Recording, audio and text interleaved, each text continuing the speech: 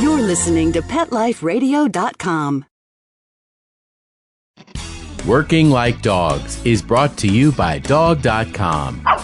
For everything and anything dog, shop Dog.com today for all the top brands. Greenies, Frontline, Kong, Nylabone, Royal Canin, and more. Shop at Dog.com and use the promo code SADWORK, SADWORK, and get $15 off your order of $75 or more.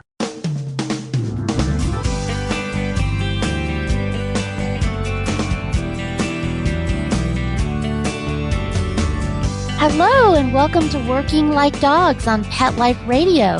Thank you for joining us today. We're your hosts. My name is Marcie Davis, and my trusty co-host is my service dog, Whistle. And Whistle and I are thrilled to be with you today to talk about our favorite subject, working dogs and working animals. And today our guest is the award-winning writer, Garth Stein, who's the author of one of our favorite books, The Art of Racing in the Rain. And Garth is going to talk with us today about the novels he's written. And Whistle and I can't wait to hear more about our favorite character, Enzo. So please come right back after these messages as we welcome Garth Stein.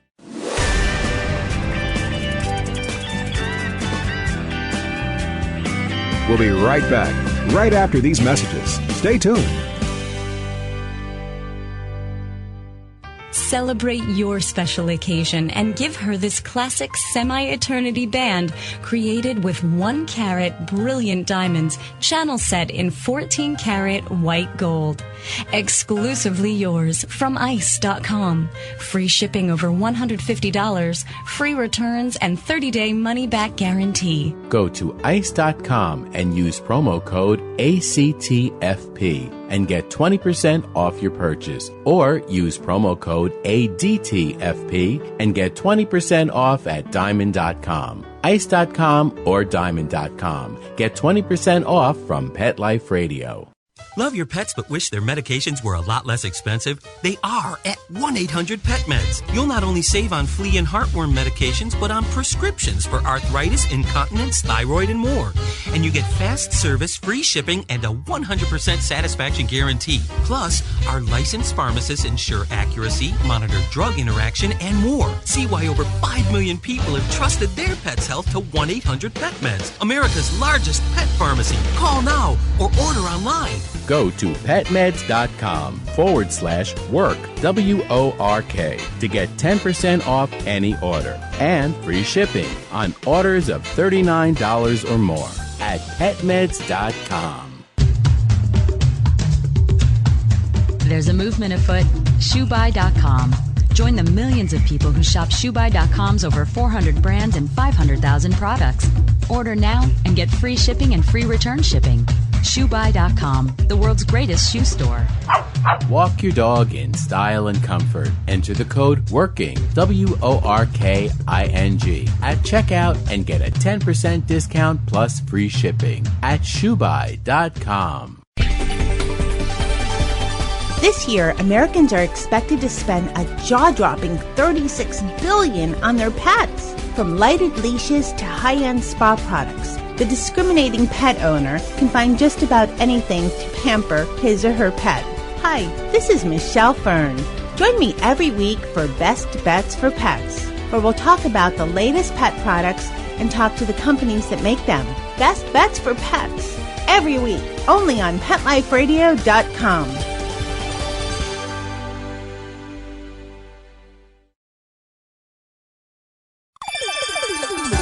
Let's Talk Pets on PetLifeRadio.com.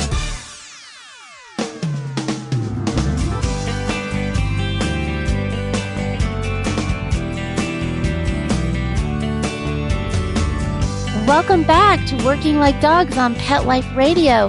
Hello, Garth, and welcome. Hi, Marcie. Thanks for having me. Well, we're so excited that you could be with us today to talk about your wonderful books and your career. And I guess I have to ask you first, you started out your career as an award-winning documentary filmmaker. Is that correct? Yeah, that's true. I started making documentary films way back in the 90s and made films for about 9 years or so. And then got very tired of trying to raise money all the time to make a film, and I said, there's got to be something easier. So I turned to writing. Well, and you did some really impressive films, because I read where you worked with Robert Downey Jr.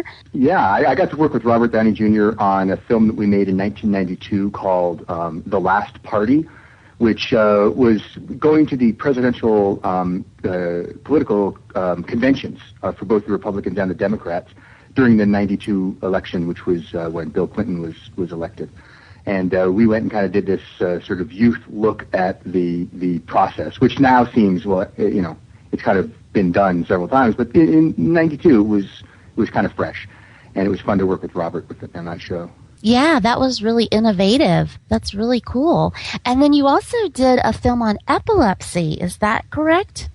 Yes. I made a film called When Your Head's Not a Head, It's a Nut, which was more of a personal film.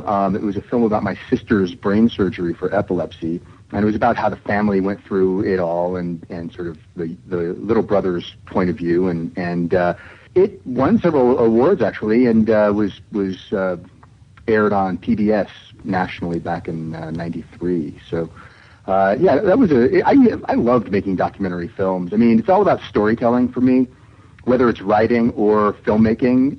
If it's a good story, it comes out, and it's fun to work with and try and discover that story. Yeah, I was enjoying reading about those, and I love that when people do a personal experience with any kind of disability or any kind of disabling experience that they have. So I thought that was so awesome that you did that personal story about epilepsy. Yeah, look, I mean, that's what we try to bring to everything is the personal factor, whether it's, completely fiction or not. I mean, we want to have a character that people can identify with. And my sister is kind of wacky. She's a crazy artist, and that's why it's got kind of a funny title. It's not a head, it's a nut. So, who else but a wacky artist could talk about brain surgery with a title like When Your Head's Not a Head, It's a Nut. So I love that. We all have to find humor in these challenging situations. So I love that. That's awesome.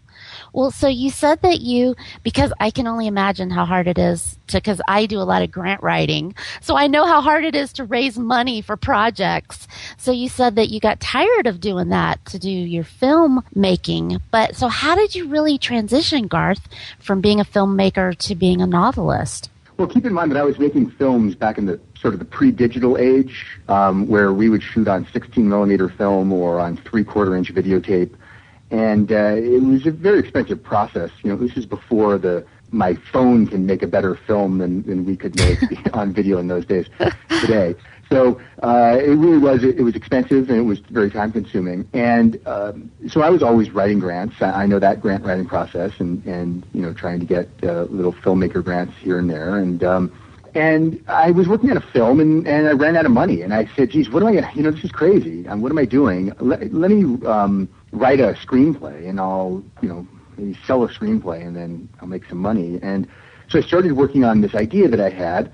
And it was just terrible. It was really awful. And I thought, geez, why is it so bad? And I guess I don't know the characters well enough. So let me write it as a short story first, and then I'll really know the characters better. And so I started working on it, and it just got longer and longer and longer, and it kept growing. And until finally, I looked down and I had a novel, and that became my first novel, which was called Raven Stole the Moon, which takes place in Seattle and in Alaska.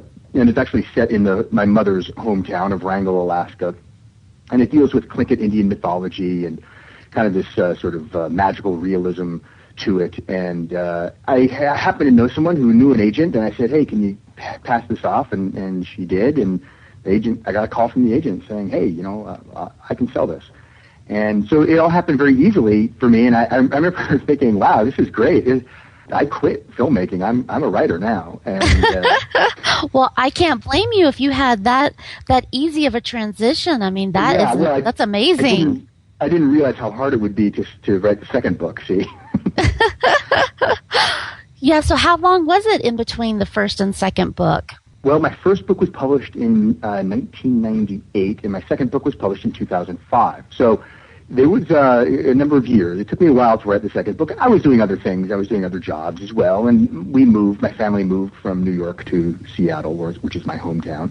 So there was a lot going on, but it was a struggle to write my second book, which was How Evan Broke His Head and Other Secrets, which incidentally deals with the protagonist. Evan has epilepsy, very much like my sister had. So I use some personal experiences in the writing of that book. So it took a while, but it was worth it. And that book turned out quite well. So that was my second book, and that then I just snowballed into The Art of Racing in the Rain and Enzo, the dog narrator. So.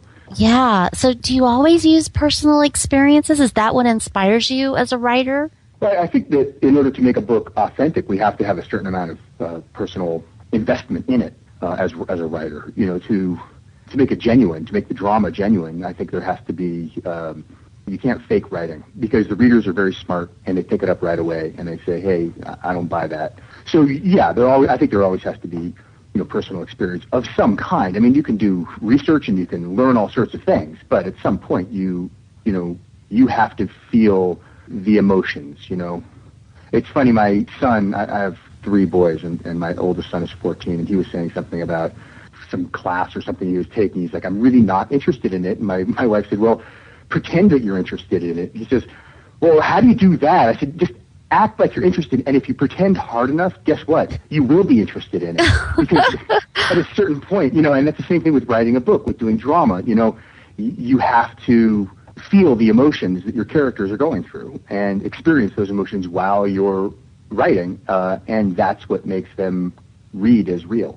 Yeah, that's a great way to look at it. And that's a great life lesson, right? So I think your wife was very insightful in that, because that's so true. If you can just be open, to different experiences, then you really can learn so much personally. Yeah, I think so. I agree. Yeah. Well, I have to tell you that I had so many friends and colleagues sent me your book to read. I ended up with so many copies because they were all mailing it to me, telling me that I had to read it. But it was my sister-in-law, Nora, who called me, and she insisted that I stop what I was doing and give your book my full attention, because she just couldn't wait for me to read about Enzo and Denny and Eve and all the wonderful characters, but especially Enzo. So I have to tell you, I actually passed on all those copies, but I kept one. But I certainly passed them on to other friends for them to experience it, because it was just such a wonderful story of perseverance and loyalty. The loyalty is really what spoke to me so much, which I thought was so beautifully written and beautifully expressed. Oh, well, thanks. I mean, and thank Nora for me, please. I will. Well, she's one of our biggest fans at Working Like Dogs, so she'll be thrilled to hear you say her name. Well, that's great. I really appreciate it. I mean, there's something about the voice of Enzo that I think people find especially appealing. It's a funny story kind of behind the writing of this book. When I wrote it, I didn't really think too much about the implications of having a dog narrate a book. I just thought, it would be kind of funny, you have this sort of a different view of the world around, and to make comments about how silly people are and things like that. And I wrote the book, and I thought, geez, I really like that. I think this is good. And I sent it off to my agent, and he called me up and he said, it's narrated by a dog. And I said, well, yeah, I know that, having written it. And he said, I can't sell a book narrated by a dog. No one will read it. No publisher will know what to do with it. It's impossible. And so I ended up having to leave him and go find a different agent who believed it was possible to have a dog narrator. And so it's nice that Enzo got, and then Enzo found a home, because I guess he easily could have been shuttled aside and said, "Oh, no, you can't do that." But I thought that his voice was would resonate with people, and I think it's worked pretty well. Yeah, absolutely. And that was one of my biggest questions for you, is how did you master speaking and writing as Enzo? Was it difficult to articulate his voice? Well, no. I mean, as I said, I didn't really think about, I didn't do it consciously. I knew the character. And the character of Enzo is a nearly human soul trapped in a dog's body. And he's convinced beyond belief that he is going to be reincarnated as a person in his next lifetime. And so he very much is looking forward to this next lifetime where he'll get to come back with thumbs and a tongue. And yet at the same time, he doesn't want to leave this life because he's so in love with his family, with Benny and Eve and Zoe. And so he really wants to stay with them. So he's a classic character. He's a classic Greek double bind. He wants two different things that you can't have. They're mutually exclusive. Yeah. And so out of that grows a frustration that makes his character really come to life. Yeah, well, that's what resonated so much with me as having a working dog for almost 20 years and I have a working dog that's retired, Morgan, that reminded me so much of Enzo because Morgan is nearing the end of his life. And when I read the book, I could see the same struggles that Enzo was having, that Morgan is having, because he didn't want to retire and give up his job. And now I feel like, as he's nearing the end of his life, he feels like he can't leave me because I still need him, as him being with me and being my working dog and giving me so much care and assistance. So it seems so similar because Enzo was so important to Denny and was just so supportive of him as he went through all these trials and tribulations in his life. Enzo was the one constant that was always by his side. Right. I think that becomes a relationship that we have and with our animals that really is a special thing, and it's very singular, I think. Yeah. Well, we are going to take just a quick break and hear some important messages from our sponsors, but we're going to come back and continue talking with Garth Stein and talking about Enzo and his other wonderful projects that he has going on. So please come right back after these quick messages.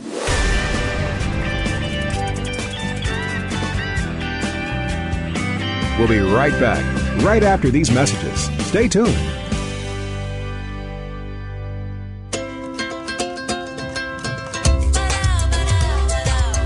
At Petco, we really love pets. There isn't anything we won't do to make sure they're getting the best products and the best care.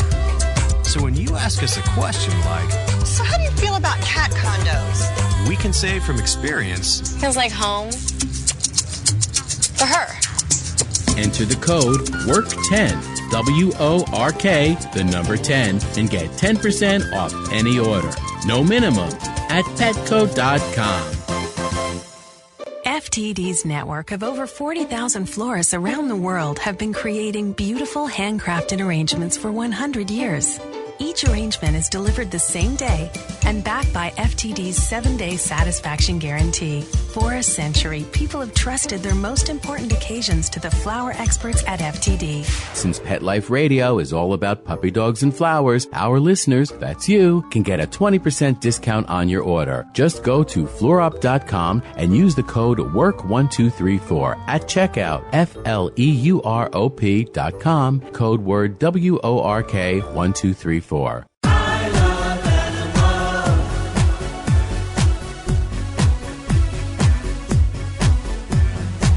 If you ask the question, what do I want? What do I need? I'll take affection. I really should mention I need time.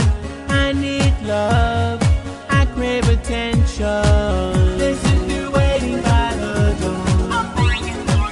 With shaking tails and happy hearts.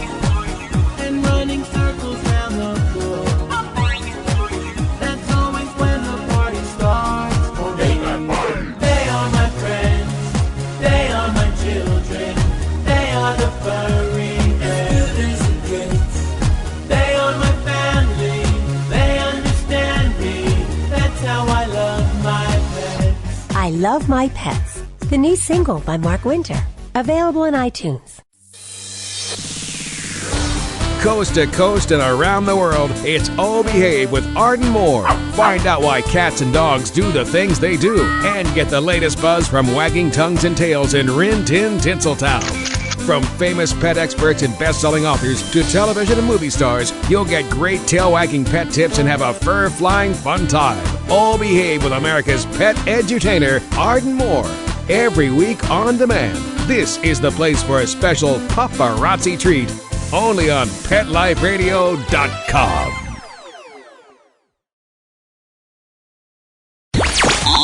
talk pets. Let's talk pets On Pet Life Radio. Pet Life Radio. PetLifeRadio.com.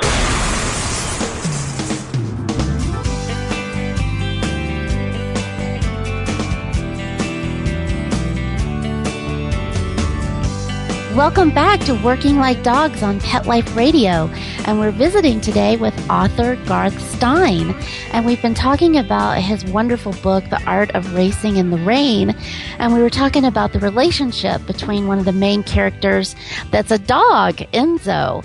So I was just wondering, how did you decide to write, I mean, we've been talking about Enzo, but how did you decide to write about a race car driver? Well, the story came about somewhat organically. Let me give you the backstory on how this whole thing came together. When I was making documentary films, at some point, a friend of mine asked me to consult on a film. They were looking for a U.S. distributor. It was a film that was made in Mongolia, and it's called State of Dogs. And it was about this belief among the nomads in Mongolia that the next incarnation for their dog will be as a person. And I thought, geez, what a great idea, what a provocative idea. You know, we all want to be able to see our dogs again, you know, and talk to them. And it'd be fun if they could talk back. So I thought, that's kind of neat, but I didn't know what to do with it. And that was maybe 12 years ago, I guess. So then, about 4 years ago, I was at a poetry reading here in Seattle, and the poet Billy Collins was reading.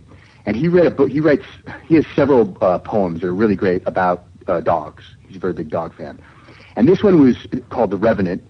And it's narrated by a dog who's recently been euthanized. So it's being told from doggy heaven. And the first line of the poem is this: I am the dog you put to sleep, as you like to call the needle of oblivion. Come back to tell you this simple thing: I never liked you. And it's very funny. It's a hysterical poem. And it's very poignant at the end, of course. Very sweet. But I was listening to him read this poem, and I said, wait, that's it. That's the idea. See, the idea of the dog coming back as a person can only be told from the dog's point of view. So that's where Enzo came from. So here I had this character, and I had his mission, which was I want to be reincarnated as a man, but then what's the story of the book? And at the time I had been doing some amateur race car driving here in the Northwest. I had a great time doing it. And, you know, people in the paddock, in the racing paddock, they really do talk about the mental approach to race car driving, or as they say around the track, you know, how to tighten the nut behind the wheel. Get it? There's that nut again. Yep. So it's all about the mental approach, and they use phrases like your car goes where your eyes go, that you can't worry about anything that's already happened on the racetrack. You can't worry about blame. You can only worry about what's in front of you, the things you can change. It doesn't matter how you got where you are, if you spun out or if you got hit by somebody or what. It doesn't matter how it happened. What matters is now you need to better your position before the end of the race. And so there's an immediacy to it, and there's a certain amount of this sort of forward-looking action to it. And I said, geez, why not? That sounds like so much like what a dog would say, or Enzo, my dog, would say, that if we could live our lives as people, our everyday lives, in the same way that a race car driver approaches a race, we would be very good people. We wouldn't be angry at people around us. We would not worry about always blaming other people or saying, you made me do it. I said that because you told me that I wouldn't have done it if you hadn't done that. We do a lot of finger pointing. But he says, what if we forget all that? And we just say, okay, here's where I am. Here's my position in life. Now, what can I do to improve my position? And I was like, wow, now I have the zen of Enzo the dog. And so it sort of grew out of that experience that I had on the racetrack. Yeah, that was a perfect marriage of those two completely different worlds, the world of a dog and the mind of a dog, and then the whole profession as a race car driver. That was so cool. Yeah, it worked really well. And that's part of the thing about the writing process. I think that we always have to be listening for the clues, for the things that are around us, and be available, be kind of open for business, as they say. Yeah, well, I think that's the art of it, right? Is being open and knowing when you hear something and being able to make a bridge between those two things, which you did so beautifully with that story. I mean, you had such clarity about those two different roles and how you married them together. That was really awesome. Well, thanks. I mean, I did think it worked out I think it Yeah, well, I was wondering, when I was thinking about us visiting with each other, I was wondering about the ending to the book. And I don't want to give away anything to our listeners, but I was wondering if that was your original ending or if you revised it as you wrote the book and made edits, if that was the original. And it sounds like it was. Well, I don't think there are really any spoilers in this book. I mean, we pretty much know what the ending is going to be on the first page. Enzo kind of tells us, but and in a sense, I wanted to do that to spoil it early, because a lot of people I know say I don't want to read a dog book because the dog always dies in the end. So I said, you know what, the dog's going to die in the beginning. How about that? Let's get past that whole issue, okay? And then let's discover about his life, what made his life so rich and so great. The very end of it, what I call the epilogue that takes place in Imola, Italy, did actually come after I had written the book. I had originally written it with the end of the last chapter, with him running off into the field, and then I added the coda later because I think people wanted to have that sense of completion. So writing is a process of discovery. Book doesn't pop out of one's head fully written. A writer has to learn about the characters and the story, and there's a careful balance, I would say, that a writer must be true to his or her own vision of the story, but also at a certain point be very true to the characters and the story take on, in a sense, a life of their own, and at that point the writer has an obligation to make sure that he or she doesn't overwrite and start to contrive situations just because, well, I wanted this to happen, so therefore it happened. The characters have to make it happen at a certain point. Yeah, now we're getting into the theory of writing. We don't have to go. No, that's great. And I have to say that I had that initial thought that, I thought, oh my gosh, this is going to break my heart, to read this. But I have to say I was so satisfied at the end, the way everything worked out and the way everyone ended up. I was just so relieved. It was like, oh, good. It was, even though you know the inevitable, but it is in such a beautiful way.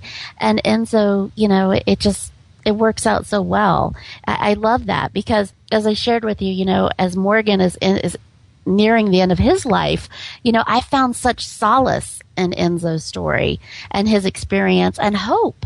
It gives you a lot of hope that this really is what happens.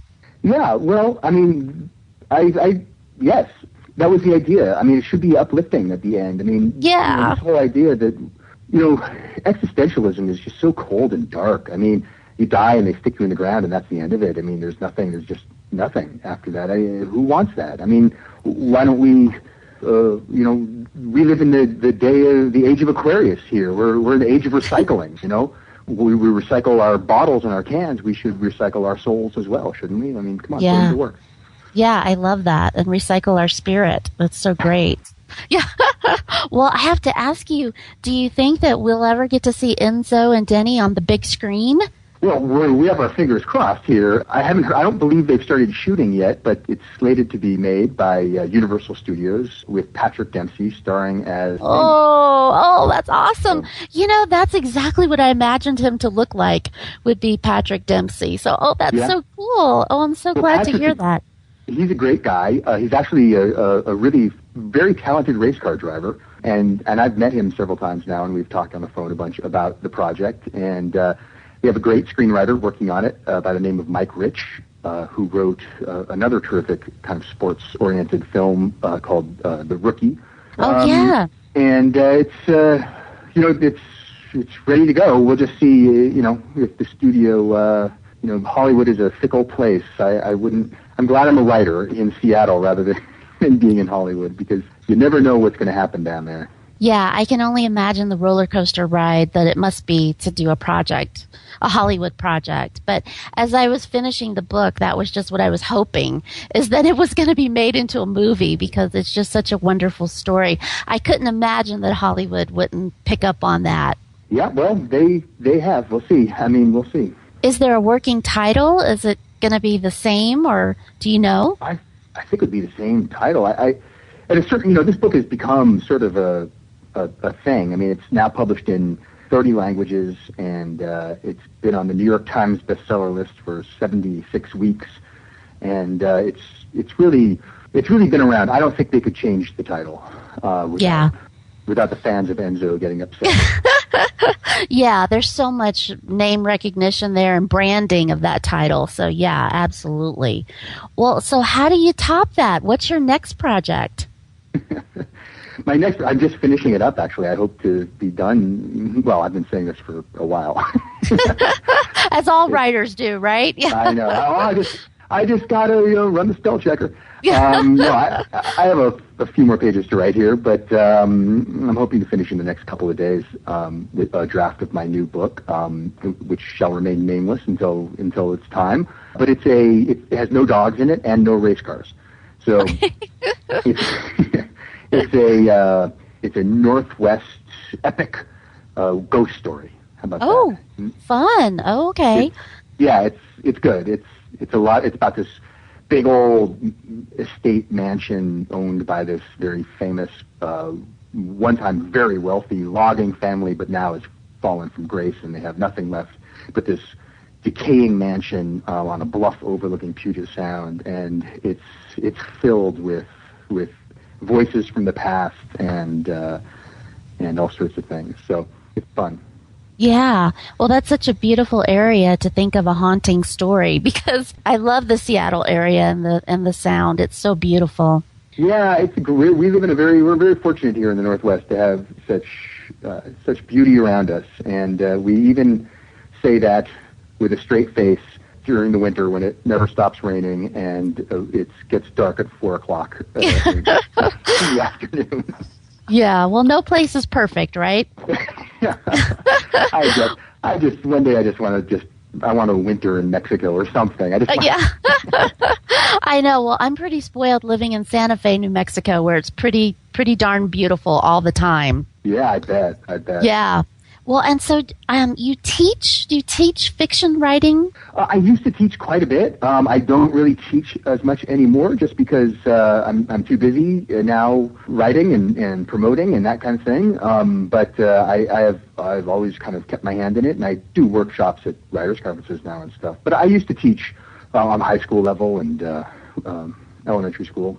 Oh, I was wondering how in the world you'd have time to do that with your busy schedule. But you say you still do workshops every now and then. Yeah, I'll do for writers' conferences or something. I can do a one-day workshop or something like that. So. Yeah, oh, that's great. Well, I know our listeners would like to know how they could be one of your students in one of your workshops. So could they find out through your website? Yeah, through my website, which is garthstein.com. There's tons of information about me and my books, and my schedule is up there. So I get around. Yeah, clearly, Garth. Yeah. Well, what advice would you give someone that's starting out today who wants to become a writer? I mean, you've had such an amazing fairy tale story, really, of how your career started. But what advice would you give somebody? Well, I think that you have to write from your heart. And what I say to my writing students is everybody knows how you should write your book. Everybody has lots of suggestions and lots of ideas. But there's only one person whose name is going to go on it, and that's yours. So it has to be true to you. You're the only one. You can't say, well, it's not my fault that no one likes it or that it didn't sell. It was because I took someone's suggestion and it was bad. No, you can't do. There are no do-overs like that. So you have to be true to yourself and write with your heart is the first thing. And the second most important thing is don't stop writing until you're done. I mean, that sounds kind of silly, but what generally happens with young writers is they say, well, I just want to hurry up and get this published. And it may not be finished yet. It takes a long time to write a book and many, many drafts, and it has to be really, really done before you start sending it around and getting people to believe in it. Yeah, that's my advice. And I don't know what it's worth. Well, I think that's a really valuable piece of advice, and that is so hard because you put so much time and effort into projects, and you want it to be done and be successful, but you're right, you can't rush it. Yes, you really have to be patient. And again, like I said before, writing is it's a process of discovery. And I was just talking to another friend of mine who's a writer up here, Jim Lynch, who wrote a great book called The Highest Tide. And he and I were saying the exact same thing. We said, you get through the book, you finish writing a book, and you say, why did that take so long? I could have written that like in a month. Why did it take me a year? And part of it is a lot of writing is not writing. A lot of writing is allowing it's like making a stew. I mean, you could make a stew really fast, like a soup. Make a chicken stock, right? Let's say you make a chicken stock. You could make that chicken stock in 20 minutes. You throw in some carrots, some onions, some herbs. But to do it properly, where it gets full flavor and rich, you got to first cook the flavor out of your onions, and then you have to get the carrots. You have to take your time with it and really let it take hours. That's how you get the full. Well, it's the same thing with writing. Sure, you could write it in a month, but it wouldn't have a full flavor. That's so true. That's so true. And that is the discovery, right? That's the whole discovery process, which is really time intensive, which I know I struggle with that because I'm not the most patient person. But I have to say that through writing is really teaching me patience. And it is such a self-discovery as well as a story discovering and unfolding as well. Yeah, I think that's what we just have to trust ourselves. So. Yeah, it is about trust. Yeah, that's really a good way to put it. Well, I just can't thank you enough for being with us today. It's been such a delight visiting with you.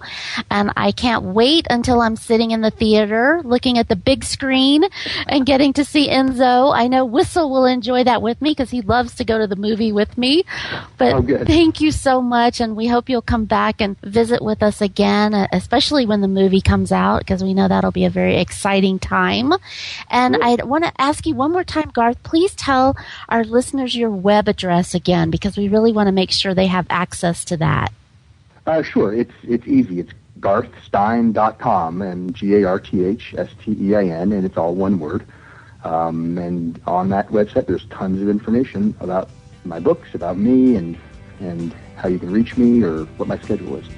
Yeah, it's a great website, so I really encourage all our listeners to check it out.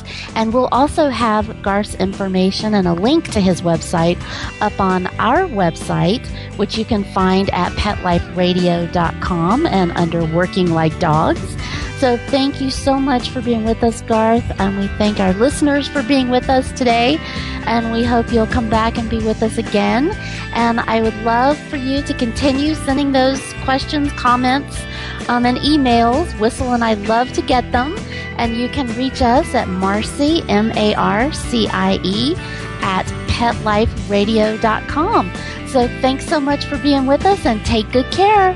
Let's Talk Pets, every week on demand, only on PetLifeRadio.com.